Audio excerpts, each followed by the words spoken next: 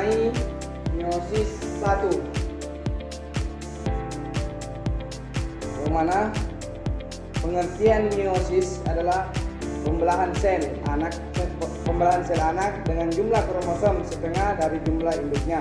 Pada sel hewan dan tumbuhan, pembelahan meiosis terjadi dalam organ-organ reproduksi yang merupakan tempat pembentukan sel kelamin atau sel gamet.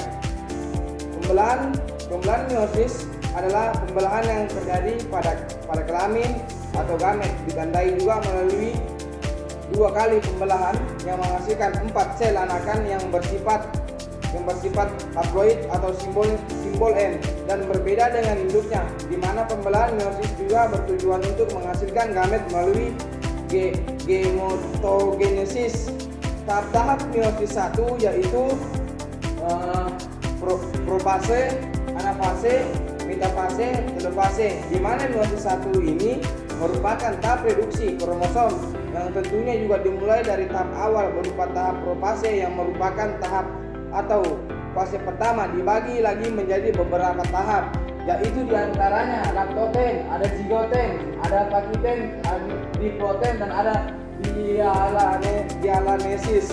Baik, setiap tahapan dari program dari profase gen pertama ada tahap laktoten. Baik tahapan laktoten seperti ini ya teman-teman. Setiap tahapan dari profase laktoten seperti ini ya teman-teman sekalian. Setiap tahapan dari profase gen pertama ada tahapan laktoten, di mana pada tahap ini ditandai dengan kromatin memadat membentuk yang namanya kromosom seperti ini gambarnya teman-teman. Kemudian tahap kedua yaitu zigoten, seperti ini gambarnya, di mana kromosom homolog ini saling berdekatan dan menempel. Biologinya adalah sinopsis, kemudian heterosom membelah menjadi 2 sel. Sentriol kemudian menuju kutub yang berlawanan seiring setelah tahap zigoten terdapat yang namanya tahap pakiten. Contoh gambarnya seperti ini teman-teman. Pakiten, nah di sini ditandai dengan kromosom homolog saling menempel membentuk struktur tetrat atau bivalen dan mengganda. Kemudian terjadi yang namanya pindah silang begini seperti ini teman-teman.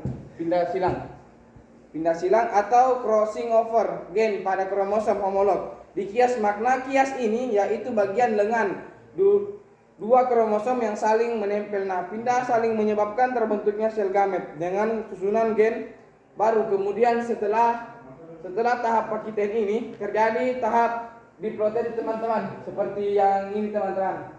Tahap diploten, yang mana tahap diploten ini ditandai dengan pindah silang telah selesai. Kromosom homolog menjadi namun masih ada kiasmanya, inti mulai menghilang. Nah, kemudian setelah itu terjadi yang namanya diakinesis. Seperti ini gambarnya teman-teman.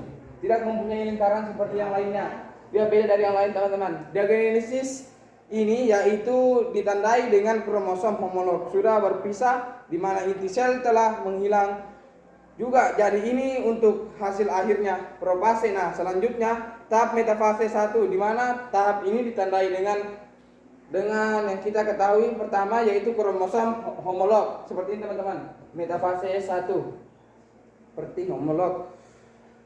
Kemudian saling berhadapan pada bagian ekuator. Kemudian kedua, sentriol lalu menjulurkan benang spider yang berikatan dengan setiap kromosom homolog. Dimulai ini gambarnya, di mana setiap kromosom itu berjejer atau ibaratnya berada pada lempeng ekuator, yaitu ada di tengah gambar.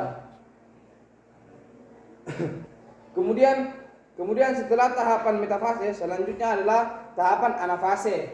Seperti ini teman-teman sekalian. Tahapan anafase 1 seperti ini dan beserta gambarnya, di mana ditandai dengan terjadinya reduksi kromosom dan kromosom homolog ditarik oleh benang spindle menuju bagian kutub masing-masing. Nah, di sini ciri-ciri khas dari anafase 1 berikut adalah telofase. seperti ini.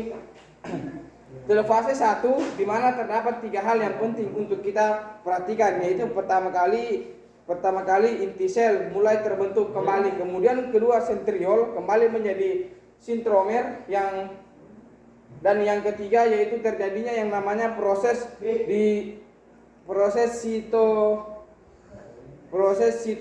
sitolanesis, yaitu peristiwa pembelahan sel tahap akhir atau peristiwa menuju pemisahan untuk menjadi